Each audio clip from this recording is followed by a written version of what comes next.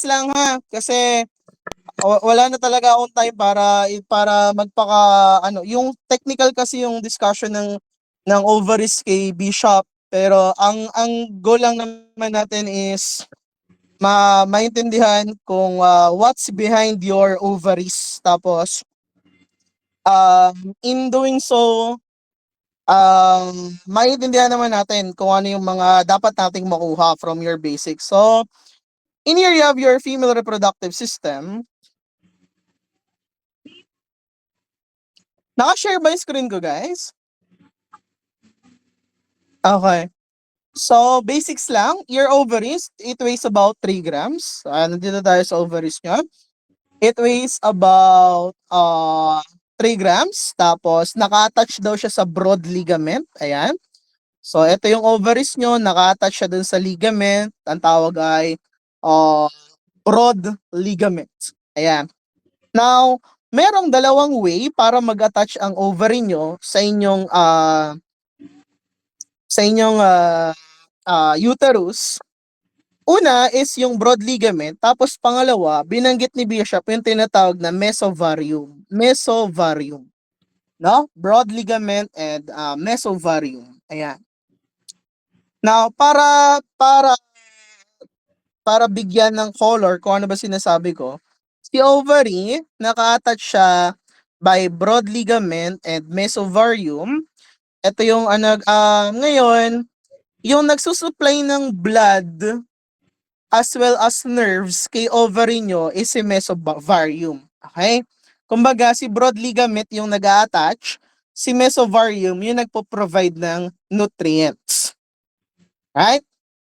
Now, yung ovary nyo is meron siyang interaction sa inyong fallopian tube. Paano nagkaroon ng interaction sa fallopian tube? Yung mga fimbriae or fingers ng fallopian tube nyo, eto yun, no, marami. Pero ang nag-a-attach lang talaga sa ovary ay isa lang. Pasuyo ha, yung fallopian tube nyo is naka-attach to your ovary by only a single fimbriae. Ayan. Ngayon, ang concern natin with your ovaries is dalawa lang. Alright? Ano yun, sir? Number one is its microscopic structure, and then number two is its hormonogenesis. Kaya inupisa natin dito. Come again, sir? Tungkol sa ovaries, yung mga kailangan nating prior knowledges would be its microscopic structure, tapos yung hormonogenesis. Hormonogenesis. Kasi nga, extremely tied up silang dalawa. Okay? So, pag-usapan muna natin. Now, ito yung ovaries nyo. Kita nyo ba yung meron kayong copy, tapos pinapakita ko din siya sa inyo para makasunod kayo. Okay? Thumbs up kung nakikita nyo kung ano yung gusto kong ipakita. At kung naka-open yung kopya nyo sa dapat nyong makita. Okay, hindi ko pa ginamit yung textbook, no, kasi nga hindi naman maraming nonsense na nandun sa textbook. Okay, so ganito. Ang ovaries nyo, merong dalawang tissue layers. Again, you have the cortex and you have the medulla. Again, sir, yung ovaries nyo, merong dalawang structures. You have the cortex and you have the medulla. Okay? Now, yung covering ng ovaries nyo, ang tawag ay germinal epithelium. Again, sir, yung pinaka-covering niya, ang tawag sa kanya ay germinal epithelium. Nakalagay ba dyan? Hindi. Kumbaga, if I'm going to choose, ito yon, yung pinaka-covering niya, germinal epithelium. Okay? Wala siyang participation sa hormonogenesis, ha? Baka ma-mistaken nyo. Kasi ibig sabihin ng germinal sa medicine, something that produces something. Pero in this case, wala siyang participation sa hormonogenesis. Okay? Anong pakialam ko dyan, sir? Now, ganito ha. After ng germinal epithelium, meron ka ng tunica albuginea. Come again, sir? After ng germinal epithelium, meron kang tunica albuginea. Ano spelling, sir? Tunica albuginea, sorry. Tunica albuginea. Ayan. Tapos, yung Tunica albuginea nyo, siya yung merong direct interaction sa cortex. Okay? So, pababa ako, no? So, nag-start ako sa germinal, naging Tunica albuginea, tapos naging cortex. So, ang question dito is, anong nando sa loob ng cortex? Okay? Anong nandun sa loob ng cortex? Within your cortex, nandoon ang tinatawag na ovarian follicles. Ovarian follicles. Ovarian follicles. So, ganito ha. Within your ovarian follicles, nandun ang oocytes. Within your ovarian follicles, nandun ang oocytes. And your oocytes, they are what would later be your ovum. Okay? Ulit. Bumaba ako, nagkaroon ako ng ovarian follicle na nasa cortex. Within your ovarian follicle, nandun ang oocytes. Yung oocytes nyo, yun yung nagiging ovum. Thumbs up kung na-capture mo siya lahat. Okay. So may context na yung pinag-uusapan natin. No? Now, ganito ha. Ngayon, meron tayong picture dito.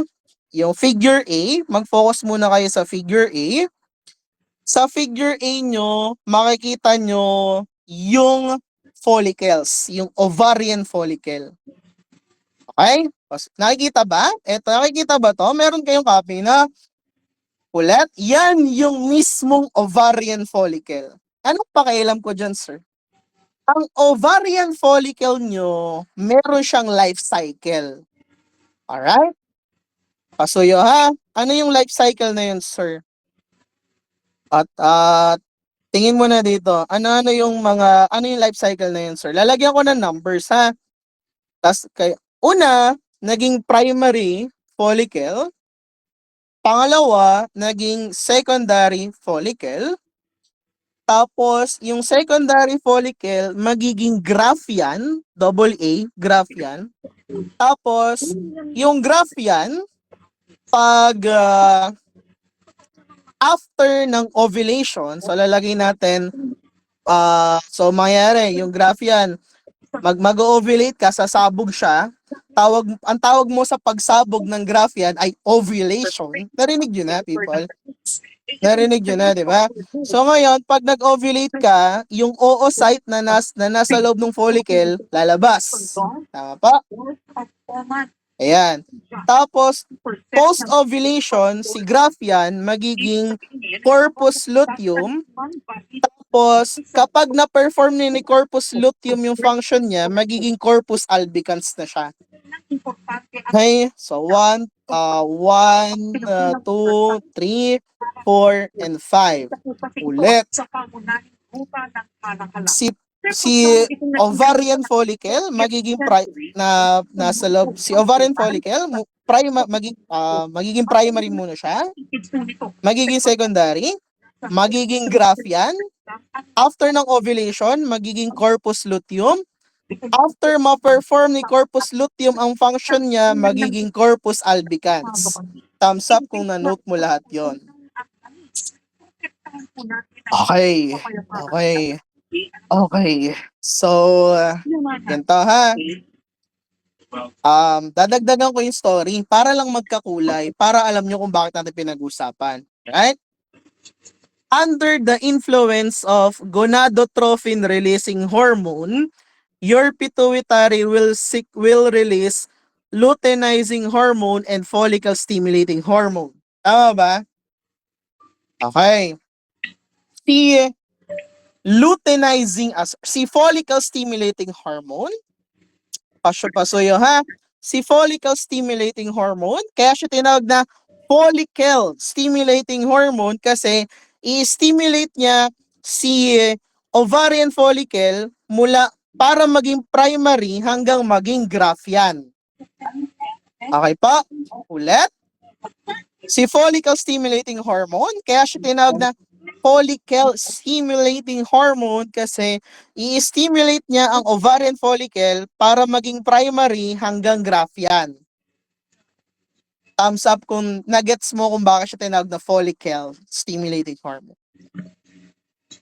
Meanwhile, si luteinizing hormone, kaya siya tinawag na luteinizing hormone kasi i-stimulate niya si corpus luteum para maging corpus albicans. Nakuha niyo na kung saan nanggaling yung mga pangalan nila. Okay po, ulit. Si luteinizing hormone, i-stimulate niya si corpus luteum para maging corpus albicans. Thumbs up kung na-note na yon. Tapos bibigyan ko pa ulit ng gravity. Okay, so ganito ha. Throughout the course of the reproductive years ng females, pasuyo ha, throughout the course of the reproductive years ng females, si follicle po yung nagpo-produce ng estrogen. Come again? Si follicles yung nagpo-produce ng estrogen. Meanwhile, si corpus luteum yung magpo-produce ng progesterone.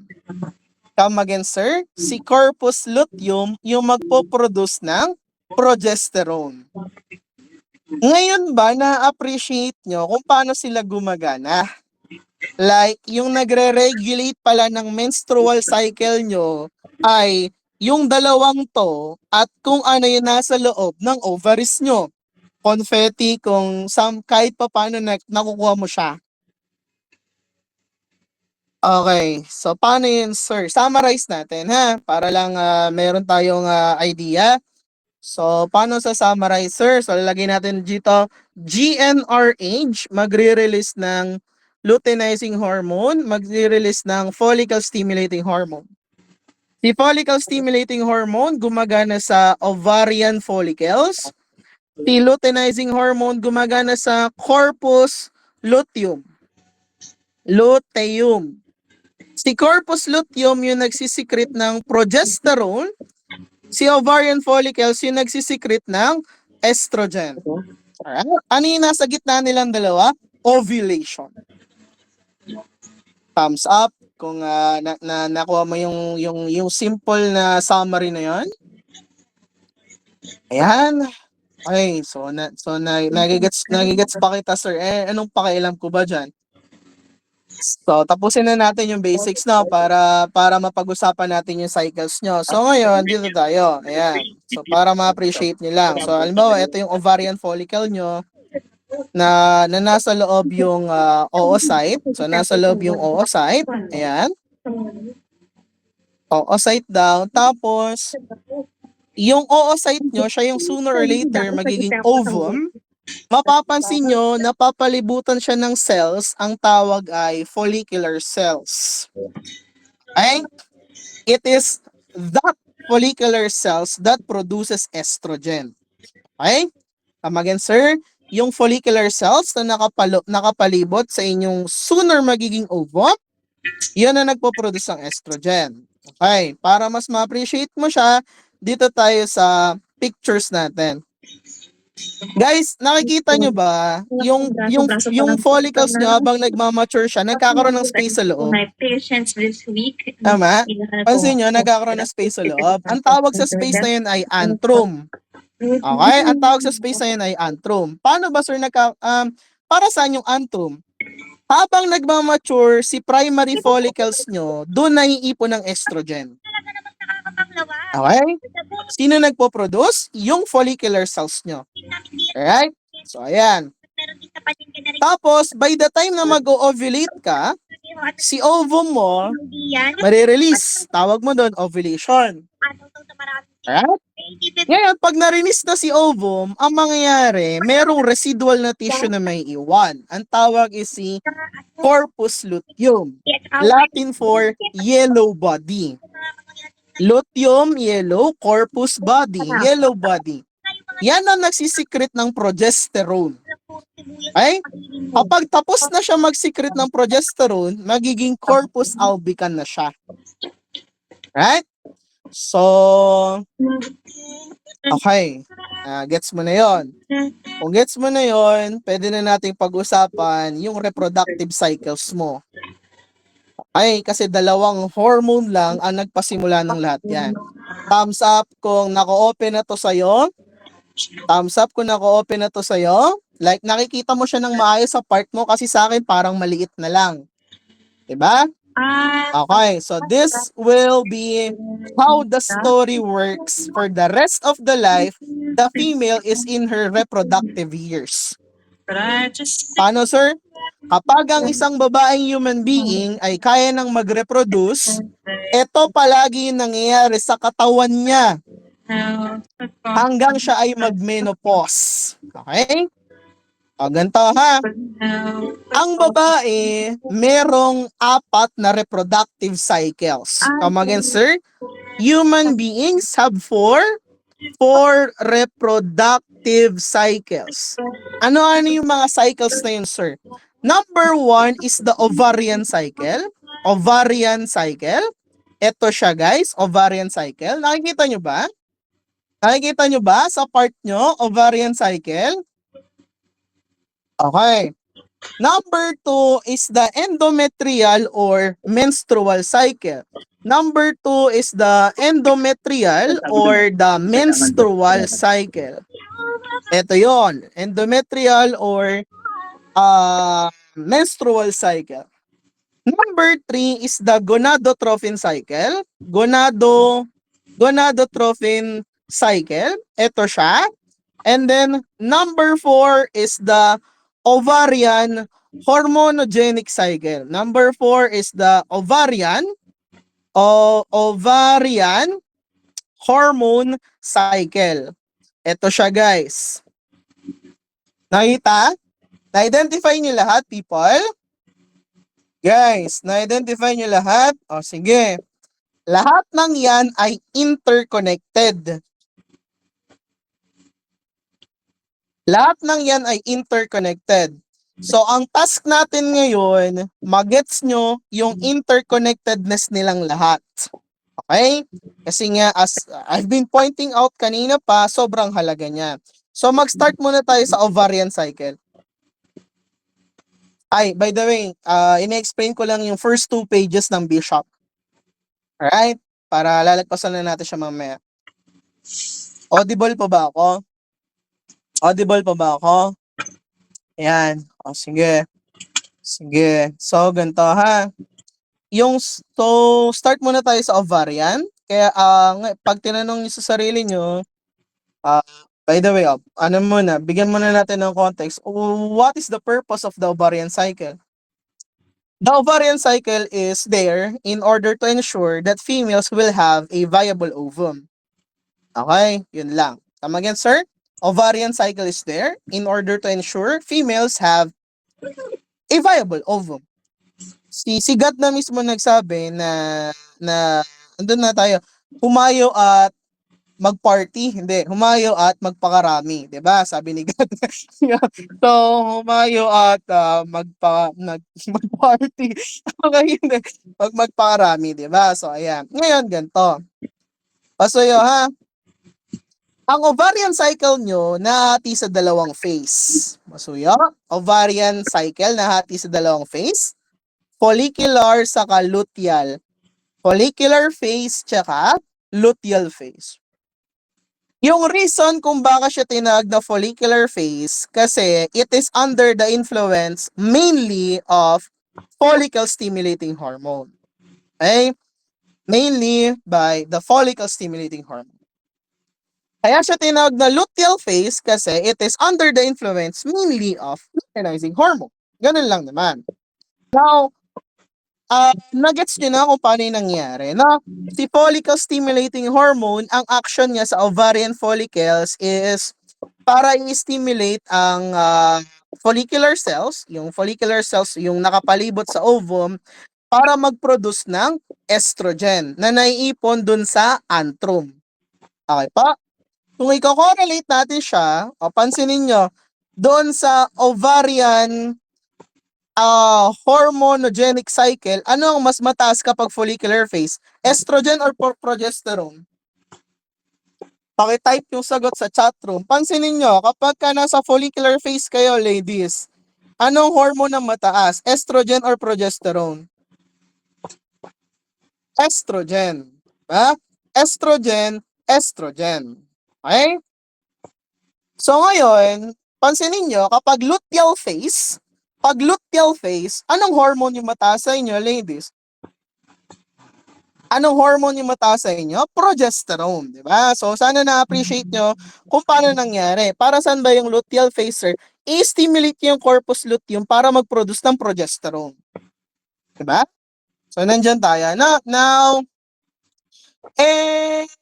pakialam ko ba dyan, sir? Naku, malaking pakialam mo dyan. Kasi yan yung magde-determine kung kailan ka mag-ovulate. Okay? So makinig na maigi ha. Pag-uusapan natin ngayon yung concept ng ovulation. Alright. So ganito ha. Quick check muna. Bago ka mag-ovulate, anong hormone ang mataas? Follicle stimulating hormone or luteinizing hormone? Quick check. Bago ka mag-ovulate, anong mataas? Follicle stimulating hormone. Okay? Now, ganito ha. In ladies, of course, ladies lang naman nag-ovulate. Okay, sa mga babae, just before the day of ovulation, biglang mag-overtake si luteinizing hormone. Yan na, dito na ako sa gonadotrophic cycle ha. Ulit, bigyan mo na natin yung purpose. Bakit nandiyan ang gonadotrophic cycle? To facilitate everything. Okay? Ulit. Just before the day of ovulation, yung ovulation yung nasa gitna ha. Just before the day of ovulation, magkakaroon daw ng tinatawag na LH surge. Pansinin niyo, 'di ba? Ang unang mataas palagi si follicle stimulating hormone. Pero just before the day of ovulation daw, biglang tataas si LH. Ang tawag natin doon ay LH surge. Para saan ba yun, sir? Yun ang magti-trigger ng ovulation. Okay? Paano niya iti-trigger, sir? Hindi yung magti-trigger para si Graafian follicle mag-rupture para ma-release si ovum. Alright? So, ganun ha.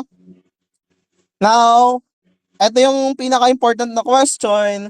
Tuwing kailan nangyayari ang ovulation? Okay? Now, hindi ako OB-GYN. Ang alam ko lang ay mga tawag dito. Lahat ng binabahagi ko sa inyo ngayon ay nanggaling kay Bishop at kay Tietz at kay Henrys para dumali ang buhay natin. Pwede kunin ko na lang yung pinaka-regular na cycle na 28 days. Tama ba ako, ladies? Most of the time, pag normal kayo, 28 days yung cycle nyo. Ayan, 28 days. Okay. Now, in a normal 28-day cycle, ang ovulation ay nangyayari at 14th day, plus minus 1 day. Okay? Come again, sir. Ang ovulation in females will happen 14 days before the next menstrual period begin. Come again, sir. Ovulation will happen 14 days before the next menstrual period begin. Okay. Pasuyo, right after ng LH surge, ano meron ka? Graafian or corpus luteum? Right after ng LH surge, anong meron kayo sa loob ng ovaries nyo? Graafian follicle or corpus luteum? Uy, babae. Right after ng ovulation, anong meron sa inyo, ladies? Graafian or corpus luteum? Guys, hindi si Arian lang at si Carl, yung babae dito. Corpus luteum. Okay? Corpus luteum. Ngayon, si corpus luteum ay ang reason kung bakit meron kang peak ng progesterone sa luteal phase. Okay? Ngayon, para saan ba yun, sir? Guys, kaya siya tinawag na progesterone kasi ang ibig sabihin ay progestation. Okay? Siya yung magpo-promote para makapal ang lining ng uterus nyo. Okay? Come again, kaya siya progesterone Kasi ang action ng progesterone is to keep your uterine lining thick in anticipation to pregnancy. Come again, sir? Ang ibig sabihin ng progesterone, ang main function niya is to keep your uterine lining thick, makapal, in anticipation to pregnancy. Okay, so ganito. Now, tama ba ako pag nasa luteal phase, yung ovum nyo ay nasa fallopian tube? Yes or no? Okay, ayan. So ngayon, ang tanong, ilang araw nag-i-stay doon yung ovum?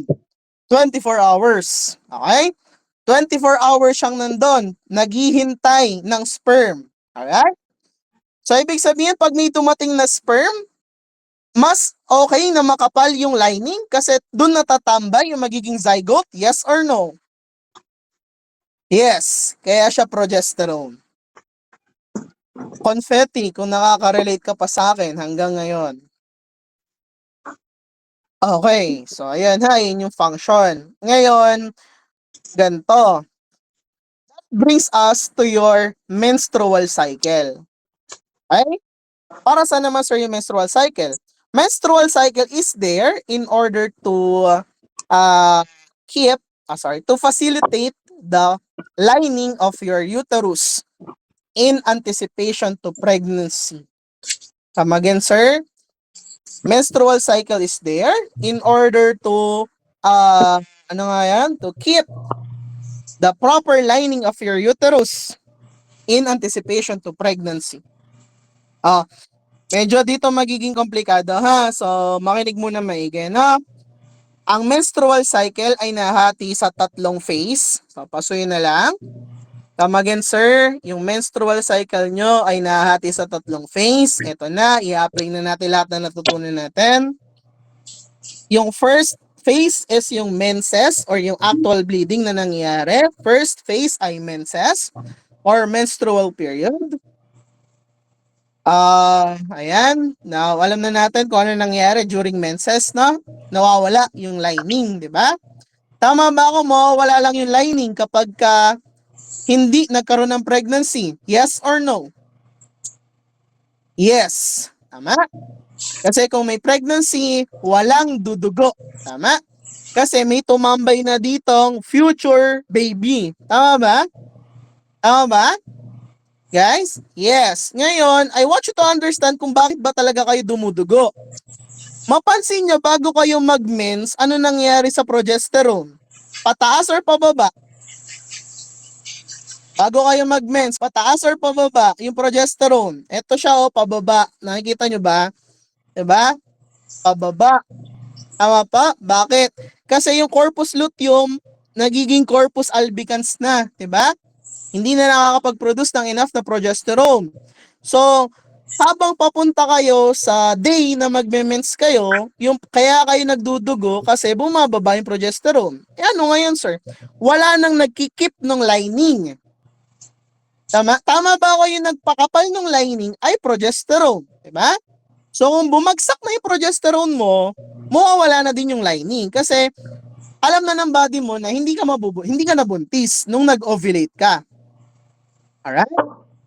Ngayon, in a normal cycle, tama ba ako, ladies, dumudugo kayo ng 1 to 7 days. Tama ba? Tama ba? Or 1 to 5 days. Kung 1 to 5 days. Tama? Ayan, 1 to 5 days. Okay, bigyan na lang natin ng period. So, 1 to 5 days. Yung menstrual period. Ngayon, after mo mag-mens, ang tawag sa period ay post-menstrual phase. Post-menstrual phase. Pagkatapos ng mens. Post-menstrual phase. Anong pakialam ko dyan, sir? So, di ba, yung nagme-mens ka, yun yung menstrual. Nung pagkatapos mo mag-mens, post-menstrual. Anong pakialam ko dyan, sir? Yung post-menstrual, ang ibang name dyan ay pre-ovulatory phase. Pre-ovulatory phase. Okay? Bago mag-ovulate. Alright? Now, in a 28-day cycle, most of the time, ang bilang natin dyan ay day 6 to day 13 or 14. Tama ba? Thumbs up nga ladies kung tama ako na ang free ovulatory bago ka mag-ovulate ay 6 to 14. Ayan, kasi ang pang 14th doon ka mag-ovulate. Tama ba? So ayan. Of course, pasuyo, sa tatlong stages ng menstrual cycle, yan ang pinaka-elusive. Okay? Yan ang pinaka nagbabago. Yung pre-ovulatory phase. Yan ang pinaka nagbabago sa bawat babae na yeah, so it's there for a reason. Ngayon, board exam question, ano pa yung ibang term sa pre-ovulatory phase? Pasuyo, estrogenic phase. Estrogenic, kasi nga mataas yung estrogen kapag post-menstrual, tapos ang ibang tawag dyan ay follicular phase. Okay? Kasi nga, follicle stimulating hormone yung mataas. Okay, anong pakialam ko dyan, sir? Arguably, ito yung pinakamahalagang stage na dapat i-watch out ng mga females, especially if you are trying to avoid unwanted pregnancy. Bakit, sir? So, ganito, ito yung mga variables na iti-take natin. After ng pre-ovulatory phase, mangingitlog ka na. Tama? Yung pinakamahalagang factor na dapat mong tandaan dito, gaano ba katagal nag-i-stay ang sperm sa loob ng vaginal canal nyo? Okay? Gaano katagal? So, tumatagal ang sperm ng 5 days. Okay? Spartan na yung mga sperms mo kung aabot pa yun ng 5 days. Sa totoo lang. Pero, andun na tayo. Ibig sabihin ba nun, guys, pinaka-safe na mag-coitus right after ng menstrual phase? Yes or no? Pinaka-safe na mag-coitus, mag-sex, pagkatapos ng menstrual phase, kung alam mo na 5 days tumatagal ang sperm sa loob ng vaginal canal mo? Yes. Tama? Bakit? Kasi, pang 2 linggo pa bago ka mangitlog. After mong dumugo. Tama ba? Uy! Kailangan nyo makarelate dito kasi mahalaga to. Nagets niyo ako? Ulit nga, ilang days yung menstrual phase? 5 days. Tama? Tama? Yan. Tapos, after ng 5 days na yon, sa day 6 hanggang day 13 or 14, mangingitlog ka na. Ovulation yon. Tama po?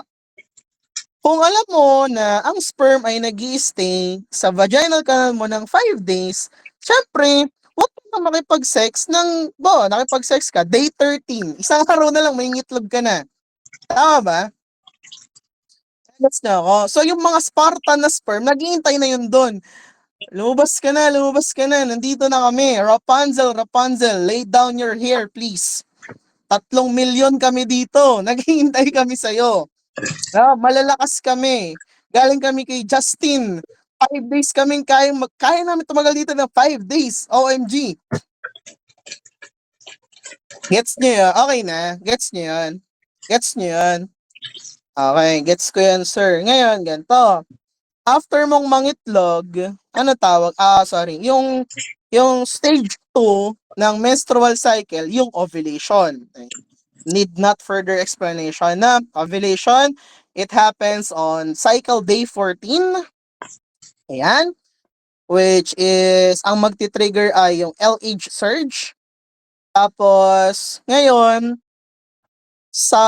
after ng, yun lang naman, dali lang naman yan. Ngayon, sa ovulation, ito yung mga lumalabas sa board exam na dapat yung alam, ha? Ano yun, sir? Mga markers ng ovulation. Na ma-identify nyo through microscopy. Ano yun, sir? Yung nag-iinit ang babae during ovulation, totoo yan, ha? Totoo yan. Sinong may pakananon, sir? LH surge. Kakabanggit ko lang. Pero hindi nyo pag-usapan natin. Number 1 is yung tinatawag na spin bar kit. Spin bar kit. Ano yan, sir? Kapag nag-ovulate ang babae, yung cervical mucus niya, Pag inipit mo sa dalawang slide, tapos pinaghiwalay mo yung slide, hindi sila, yung, di ba, naglagay ka ng cervical mucus sa slide, tapos pinagpatok mo yung slide, tapos pinaghiwalay mo na sila, pero hindi pa rin sila naghihiwalay hanggang 8 cm. In short, ganun ka-viscous ang cervical mucus ng mga babae during ovulation. Nagigets yun? Thumbs up kung nagigets yun. Ayan. Bakit ganun, sir? Kasi yung cervical mucus tumataas para kapag may sperm na dumaan, madaling makaswim. Nagigets nyo ako? Ayan. Tapos pangalawa is yung formation ng leaf, yung fern leaf pattern. Pasuyo, yung formation ng fern leaf pattern kapag hinayaan mong mag-air dry yung dalawang slide na yon. Okay? It tells you one thing na nanggaling yung vaginal canal nyo sa mataas na estrogen. Alright? Fern leaf pattern doon sa slide. Ayan. Ngayon, that brings us to your, ano yung last? Yung premenstrual phase. Ayan. So, nandito na tayo sa premenstrual phase. Pasuyo ha, baka nalilito. Dumugo ka muna. Kaya ang sumunod sa pagdudugo ay post-menstrual. Diba? Tapos, yung susunod ay yung ovulation. Tapos, after mo mag-ovulation, ang susunod ay premenstrual, bago ka naman mag-mens. Okay? So, pabaligtad tayo. Anong pakialam ko dun, sir? Pag premenstrual phase, siguro nagigets nyo na ngayon, ang mataas ay progesterone, tapos ang mataas ay luteinizing hormone. Ngayon, if you're going to ask me, ano pa ulit yung safe na day kung kailan kayo pwedeng makipag-sex bago mag-mens? Nagigets nyo ako? Nagigets nyo ako? Bakit bago mag-mens, sir? O ilang araw pa ulit bago ka mag-mens, guys? Ilang araw pa ulit bago ka mag-mens? 15 to 28. Tama ba? Uy, tama ba? 15 to 28? Tama ka, sir. Tama ba ako? Yung itlog, isang araw lang nandun. Tama ba? Isang araw lang nandun? Uy, tama. So, hintayin mo munang mawala yung itlog na yon. Or, to be safe, alamin mo kung kailan ka bago mag-mens. Diba? Bakit? Kung may sperma na mapupunta doon, sasama na lang siya sa dugo. Nagets nyo ba ako? Pag dumugo ka, kasama na yung sperm. Wala siyang na-meet na egg. Alright? So, what I have just described ay yung 4 na cycles na nangyayari sa katawan ng isang female. So, ayan, lahat sila ay interconnected. So, pero sana na-appreciate nyo, lahat sila ang nagre-regulate lang is your gonadotropins, luteinizing hormone, and your follicle stimulating hormone. Ayan. Now, do you have questions? Do you have questions? Thumbs up kung meron, thumbs down kung wala. Thumbs up kung meron, thumbs down kung wala. Okay. So, sir, dun nga ako sa key takeaway. Ang key takeaway, by the way, baka naman mag-experiment kayo, no? Kakasabi ko lang kanina, yung pinaka-elusive is yung pre-ovulatory phase. Diba? Hindi mo alam kung kailan ka talaga mag-ovulate. Right? So, binigyan ko kayo ng 2 window kung kailan kayo pwedeng humayo at mag-party. Diba? Yung right after ng mens mo, tapos yung bago ka mag-mens. Okay? Yung right after mo ulit ha, yung humayo kayo at mag-party, kailan mo gagawin yon? Right after ng mens, tapos right before ka mag-mens. Okay? Ayan. Oo. So, yun lang. Now, nung ginawa ko yung explanation na yun, na-explain ko na to, na-explain ko na to, na-explain ko na to, tapos na-explain ko na lalo to, Tapos na-explain ko na din 'to. Tapos na-explain ko na din 'to. Ayan. Na-explain ko na din 'yan. Like legit, na-explain ko lahat 'yan. Ang natira na lang ay yung mga sakit. Okay? Pa-open po ng cams. Pa-open po ng cams. Pa-open po ng cams. Pa-open po ng cams. Sige. So, aralin niyo yung mga sakit ha na may kinalaman sa mga females. Madali na lang 'yan. Hindi siya kasing komplikado ng adrenal. Ano-ano ba yung mga sakit na ma-encounter ko, sir? Polycystic ovarian syndrome, hirsutism, ayan, precocious puberty, so on and so forth. Ayan. So, do you have questions, guys?